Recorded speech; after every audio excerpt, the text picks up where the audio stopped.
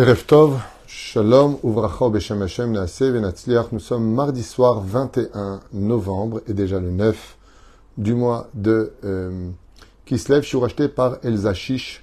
Bracha Revacha Ba'atzlacha. Merci à Elsa Chish d'avoir acheté donc ce shiur ce soir pour l'élévation de l'âme de son mari, Frédéric Gad Chaim Ben Nicole Sarah. Alava Shalom, Ruach Hashem, Tenachenu Began Eden Elion, Vechol Ashorvim Imo. Bichlal Arachamim Vaselichol Vechen Yehi Ratzon Lomar Amen. Que le mérite de la Torah et des mitzvot le ramène à la vie à Triat Hametim parmi Kol Mete Israël Bezrat Hashem pour l'Askara de ce soir et la journée de demain. Qu'ils continuent à veiller sur leurs enfants Noah, Sarah, Mayan et Naomi, Eli Asher Meir et sur elle, son épouse Elsa Chaya Bat Monique Naomi. Auprès d'Akadosh Baruch Hu qui prie pour eux, que Akadosh Baruch Hu nous envoie la paix, elle demande, dans nos cœurs, dans nos corps, dans les foyers et sur toute notre terre, Be'ezrat Hashem, qu'il y ait un shalom pour tout le monde. Yiratzon chez Tiskou, Be'ezrat Hashem Gam Nitnachem, c'est pas évident, mais Baruch Hashem, la Torah est une Torah de vie, et nous allons étudier justement un sujet qui donne la vie, si vous le voulez bien, puisque nous allons parler du Sachar Shel Ose Mitzvah O Tova Ba'olam Hazeh. Nous allons étudier un Mahamar assez intéressant sur l'importance de pratiquer la Torah et les mitzvot. Vous savez, souvent, quand on fait une bonne action, on nous dit « Waouh, kol hakavod pour ce que tu as fait ». Ce qu'oublient les gens, c'est que c'est vrai que c'est bien de faire une bonne action et que le salaire est incommensurable. Le salaire est gardé pour le monde futur et que, Be'ezrat Hashem, ce que nous faisons crée des anges qui un jour prendront le rôle d'avocat pour dire « C'est vrai que tu as créé cette personne-là, mais regarde tout le bien qu'elle avait quand même autour d'elle. Regarde combien elle était présente, combien elle a aidé telle et telle personne. Il a aussi pratiqué la Torah et les mitzvot. Il a fait attention à certains détails pour lesquels, toi, Kadosh Baruch Hu, tu nous as donné des mitzvot. » On ne se rend pas compte que des fois, de ne pas faire une mitzvah, ça peut être plus grave que de faire une avera. Par exemple, tu as les moyens d'aider cette pauvre veuve, ou cet orphelin, ou une personne dans le besoin, et tu as les moyens de pouvoir te permettre de l'aider pour Shabbat. Et tu ne le fais pas. Ça me rappelle une histoire très douloureuse d'un homme qui a eu malheureusement une faillite générale à Paris. Et il a appelé un cousin à lui qui avait de très très larges moyens. Vraiment une personne qui avait de quoi dépenser pour des animaux, qui avait de quoi dépenser pour des vacances à des prix astronomiques, qui n'avait pas de problème de se louer même des suites.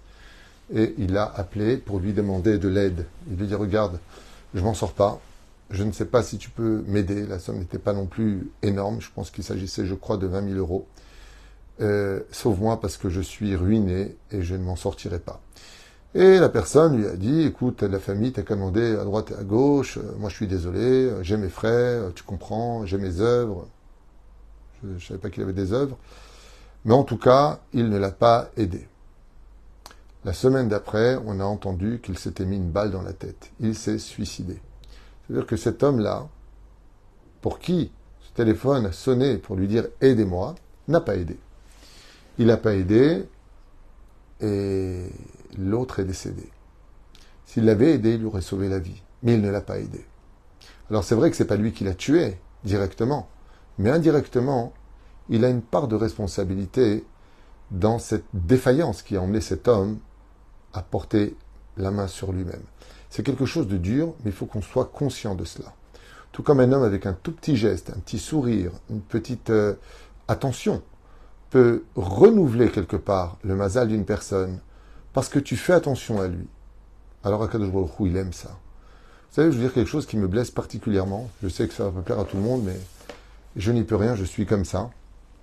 Ça me blesse beaucoup. Et je veux dire pourquoi et de quoi je parle.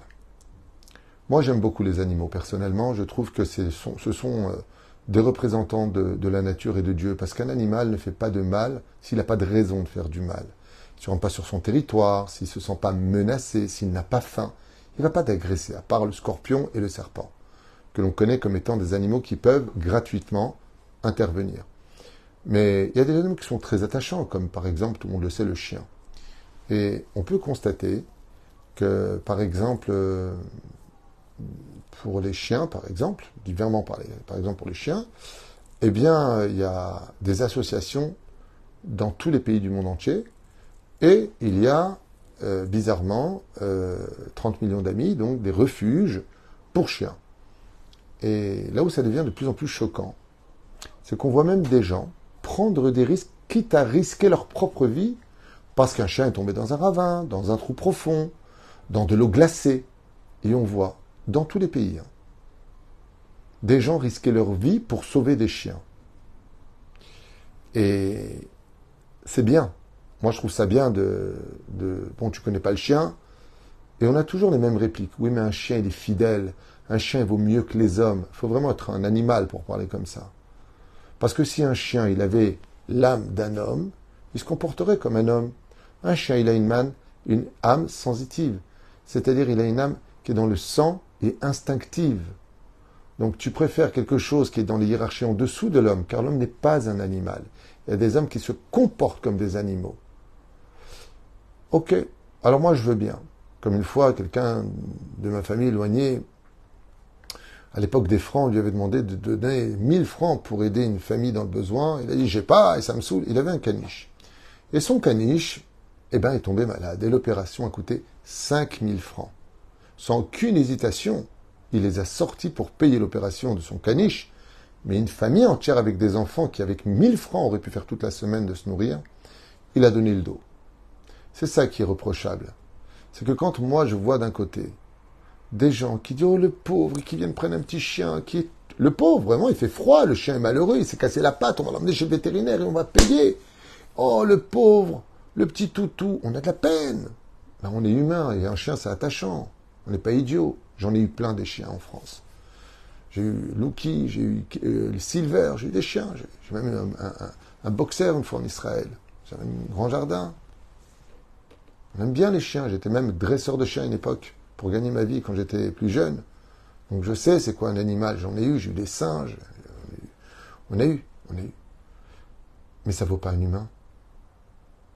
Moi, ce qui me fait de la peine, c'est que de voir tellement de gens, de toutes races confondues, de toutes religions confondues en général, prêts à risquer leur vie, donner du temps, se blesser, le nourrir. Il y a des gens qui vont dans les parcs, qui vont donner du pain aux pigeons.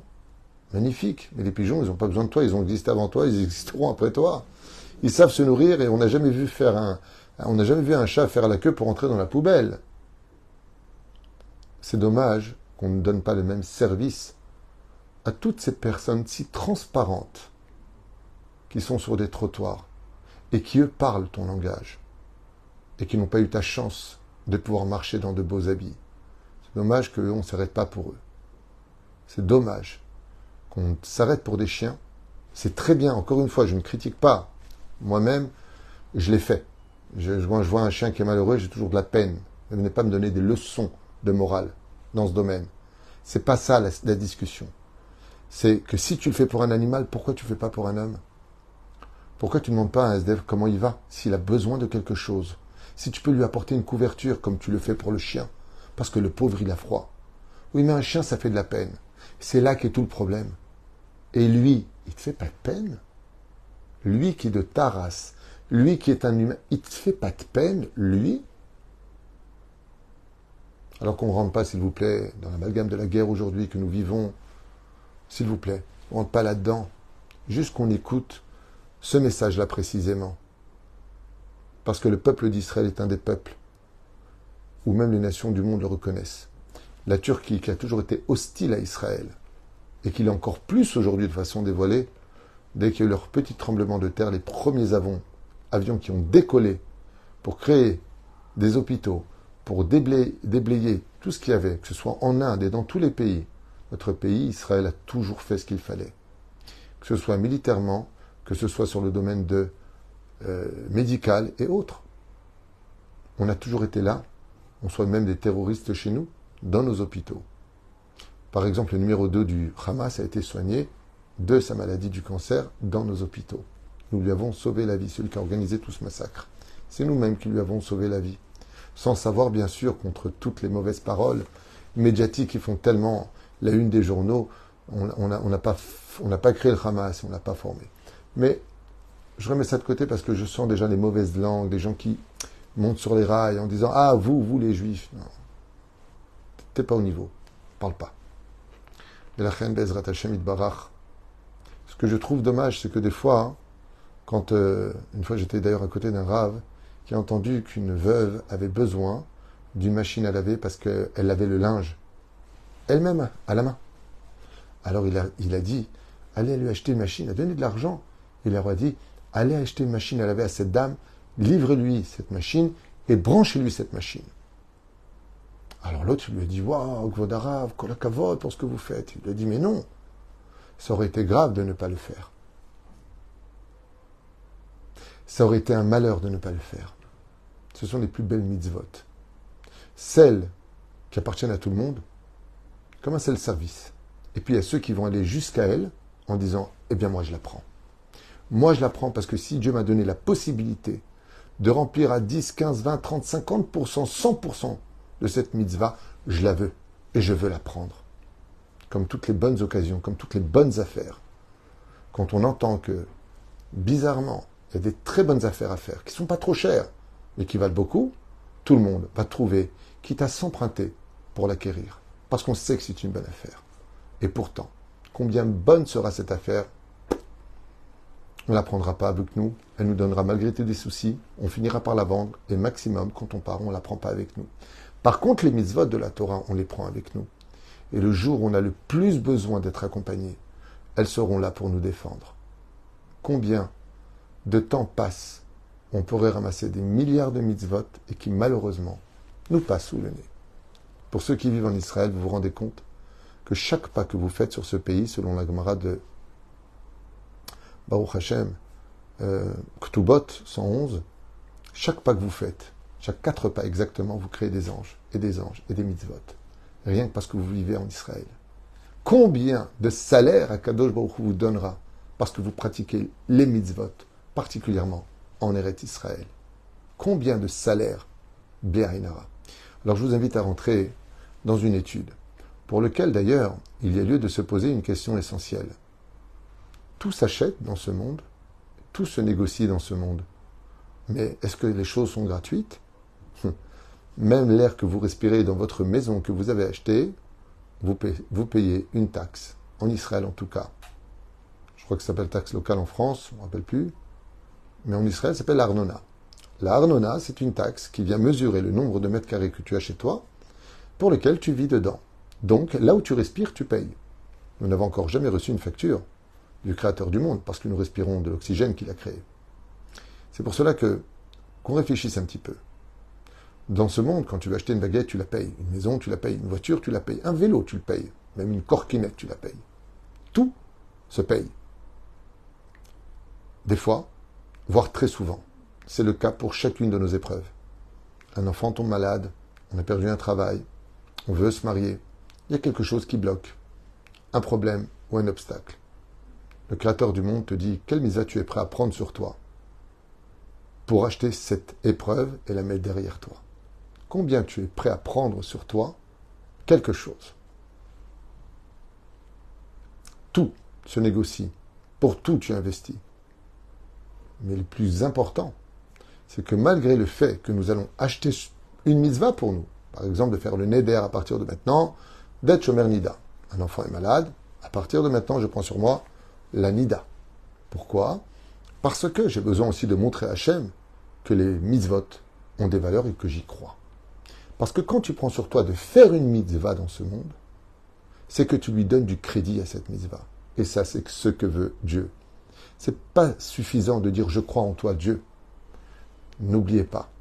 Vayaminu Bachem uv Moshe Avdo. Il faut croire aussi en la parole des rabbanim, de la Torah des mitzvot. C'est un ensemble de choses, car Dieu, lui, sans tout cela, n'est pas accessible. Ça deviendrait un Dieu philosophique. Tu es dans mon cœur, mais je fais ce que je veux de ma vie. Oufren. Sachar shel ose mitzvah otova. Lefanenu gam kama ishim batanach. Nous avons vu combien de personnages dans le Tanakh. Shasu mitzvah achat, qui ont fait ne serait-ce qu'une seule mitzvah dans leur vie. Ou bisruta zachu ema shezachu. Et par ce mérite d'une seule mitzvah, ils ont eu ce qu'ils ont eu. À quoi cela peut ressembler? Imaginez qu'une cuve énorme soit remplie d'excréments. Et tu vas enlever le bon bouchon en bas, et ça va tout évacuer. Des fois, il y a des mitzvot dont on ne connaît pas du tout la valeur, ni la signification dans l'absolu. Mais on va la faire, et cette mitzvah-là, elle est si puissante qu'elle va libérer tout ton mazal. Elle va te remonter très haut. Elle va t'apporter quelque chose que tu n'aurais jamais pu imaginer. C'est pour cela que nous devons, sans intérêt, c'est sûr, mais pratiquer le plus de mitzvot possible. Parce que l'ensemble de toutes ces mitzvot, non seulement font la volonté d'Hachem, ce qui est le principal de l'accomplissement de chaque mitzvah, mais chaque mitzvah correspond aussi à la raison pour laquelle tu es venu au monde. Hormis le fait que la Gemara nous raconte, j'ai oublié son nom, un très très grand Amora, qui avait énormément souffert de toutes les souffrances de ce monde. Perdu ses enfants, veuf, maladie, pauvreté, handicapé. Rien ne fonctionnait. Et quand il est mort, juste avant de mourir, il a dit à ses élèves, comprenez-le bien, si Dieu me reproposerait de revenir dans ce monde pour mettre un seul jour les téphilines et en contrepartie souffrir 120 ans de cette vie que j'ai eue, ce serait un honneur pour moi de revenir dans ce monde souffrir pour une seule fois mettre les téphilines. Qu'est-ce qu'il a vu, lui, que nous, on n'a pas compris? À réfléchir.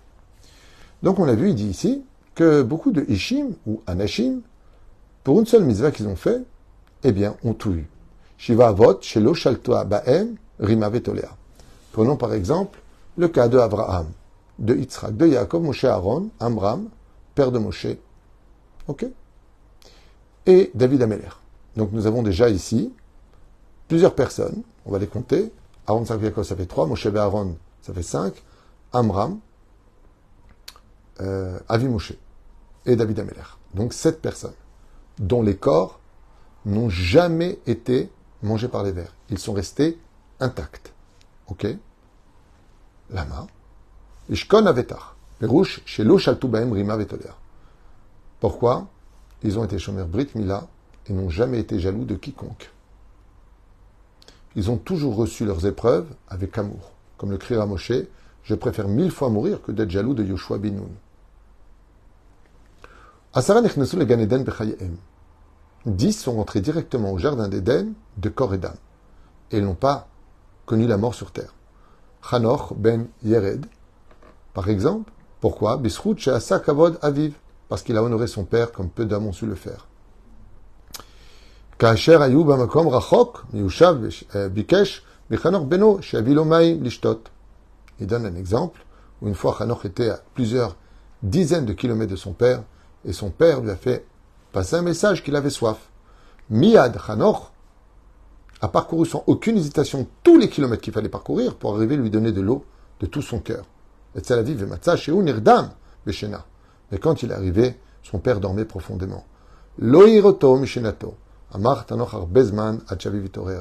Et Hanoch s'est tenu avec ce verre d'eau jusqu'à ce que son père se réveille le lendemain matin. Aviv becho berechut yamim. Et son père lui a dit, quoi? Tu étais au courant que il te l'a dit que j'avais soif, que j'avais plus d'eau dans le puits, et tu es venu? Depuis quand tu es là? Il lui a dit, depuis hier après-midi. Je me tiens près de toi, et je n'osais pas te réveiller. Son père lui a dit, que tu vives pour l'éternité, pour le bien que tu m'as procuré. Leolam vaed. Veu chai, et il a vécu 365 ans. Keminyan yemot bachama. Pour chaque jour d'une année, il a vécu 1 an. Ubasof yama yardou malachim. Imsuse esh ve'oloto hashamaima. Et au lieu de mourir, Dieu a envoyé un char divin qu'il a pris dans ce monde et l'a emmené dans son monde futur. Veu sarapnim shel Israël. Et depuis, son nom est devenu même tête. Mata, plus loin, trône. Et il est devenu le Sarapnim du peuple d'Israël. Où Eliyahu Navi chez Mekablim, Tfilot im Israël beyom Kipurim, le Malazo, Zachar Hanoch bisrut kibud avaim. Et Hanoch, eh bien parce qu'il a honoré son père. On l'a vu aussi pour Esav, qui lui va mourir. Certes, il a respecté son père. Alors il aura tous les bonheurs du monde. Combien il est important de faire attention à la mitzvah du respect des parents. Kol lichluch shel rei. שראה בדרכו, היה מכסה אותו, עד שאפילו יפשוט מעילו, ויכסה לרבות שמיים. והנה נגלה אליו מלכי המלכים קדוש ברוך הוא, והיה אומר חנוך, אך אפשר שהלכלוך זה יהיה גילוי שמיים. Et pour vous dire, il avait un tel kavod pour Dieu, que quand il voyait même des crottins de cheval par terre, il prenait sa veste et les couvrait parce qu'il voyait que le ciel, Dieu voit par le ciel, qui vient Dieu est partout. Mais en l'honneur de Dieu, il dit, c'est pas joli de cracher par terre, c'est pas joli qu'il y ait des excréments par terre. Pour vous dire à quel point. Amar Hukach Mechabed Oti, même si ce que tu fais n'est pas vraiment utile, parce qu'en réalité les excréments se transforment en engrais qui font pousser la nature, mais tu le fais en mon honneur. Je lui ai dit Chayecha, que tu auras un salaire éternel. On a vu qu'Élie Hanavi, comme il avait de l'amour et du respect pour Dieu, Akadosh Baruch Hu a veillé à ce qu'il vive pour l'éternité. On a vu que Eliezer, Eved Avraham, Nishlach Aliede Avraham Avinu Lakachat Isha, il a fait un shidduch Eliezer, celui de Yitzhak, Benishbai Kem Ajvoa Shishbiu, Eshufrater Teler, Mishparti Teler, Kiam Eliezer et Ajvoa, Sacharze, Zachal Ikanet Bechayav le Gan Eden, et Eliezer est entré de corps et d'âme dans le Gan Eden. C'est un chidouche pour ceux qui ne le savent pas. Selon la tradition, Eliezer n'est pas mort, il est rentré de Gan Eden parce qu'il a fait un shidduch. Waouh!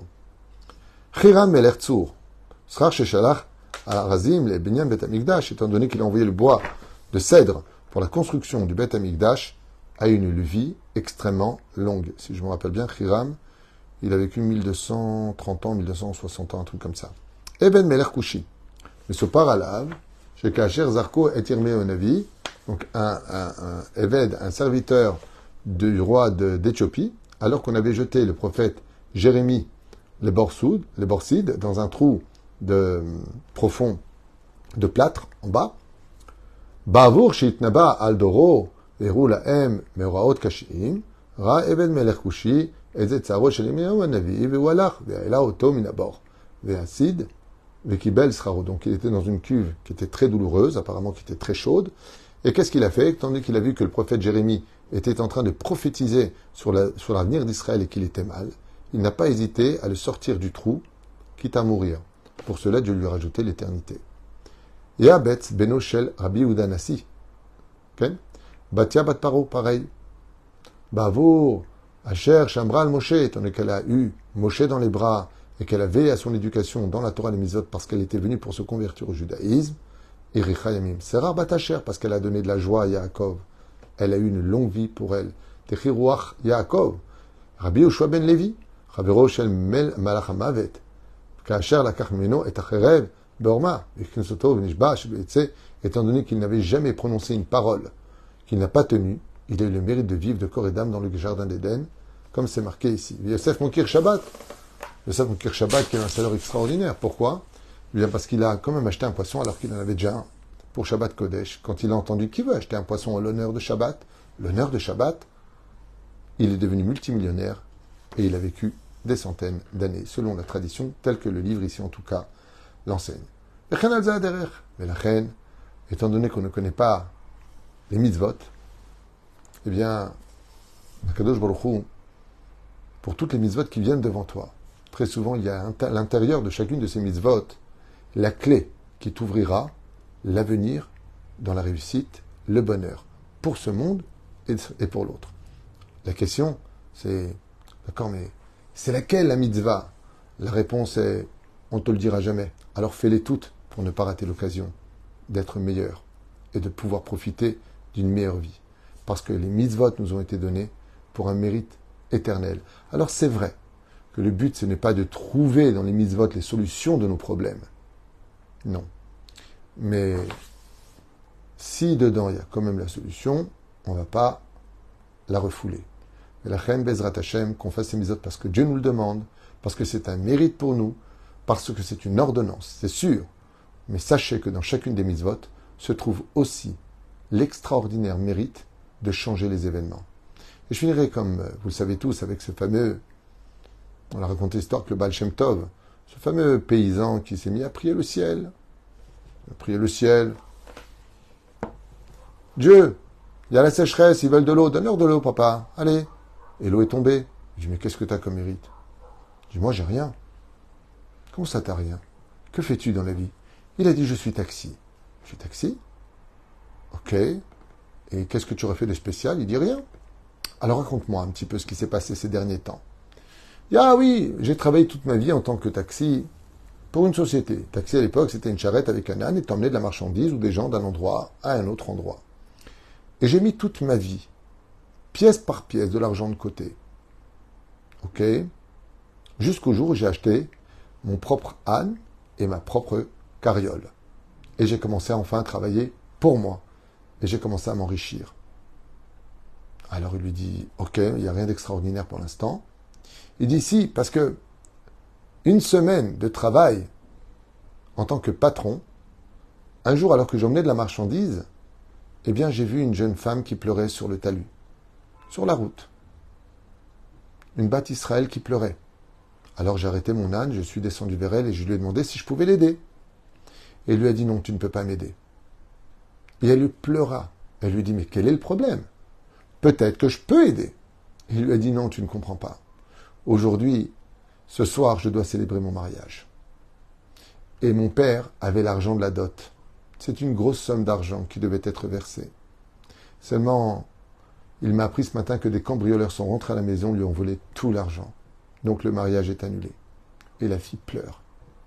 Il lui a dit, quoi, pour de l'argent, le mariage est annulé? Mais non. De combien il s'agit?